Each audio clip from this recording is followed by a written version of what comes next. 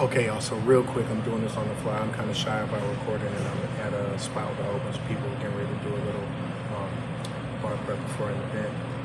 But in that vein, before bar prep, I'm doing some juicing, and I realized this is something that I haven't broke down before, so I wanted to record something all right fast. When you do cuts for a citrus juicer, just talking about your standard one like this.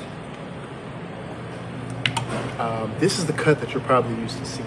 Just cut in half, you know, fits in the little thingy, the way that it's supposed to.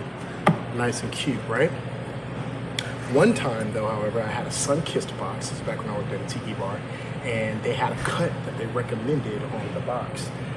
This is that cut, essentially, more or less. I might be a little bit off, but they said because of they said that this would likely be the cut that gives you the most amount of juice, wastes the least amount of your fruit. That makes sense to me because I know that surface area is probably the single most smartest concept of science that you can apply behind the bar. So that makes sense.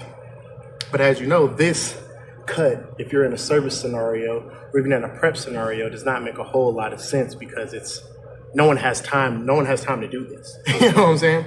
So I started thinking to myself, how can I increase the surface area of the cut with something that's up almost as fast as the 2/2 cut, right? So what I came up with is this. Let's see if I can do this so y'all can see. Okay, yeah, so as you can see, whenever you're cutting fruit, I always try to cut fruit that has been peeled so that it's just not wasting. That's the stuff that you always want to juice or cut first, if no one's ever explained that to you. And then what I'm gonna do is I'm gonna hold the fruit like this, so that if there's any slippage on the knife, my nails take the cut and not my skin or my fingers. And then what I'm gonna do is simply just cut to the right of the little nipple. And then boop, make my incision, roll it over, same thing with the nails, to the right of the nipple, boop. And that's what we got here. So you see that's very similar to this. It opens up the fruit the way that the sun-kissed box suggested.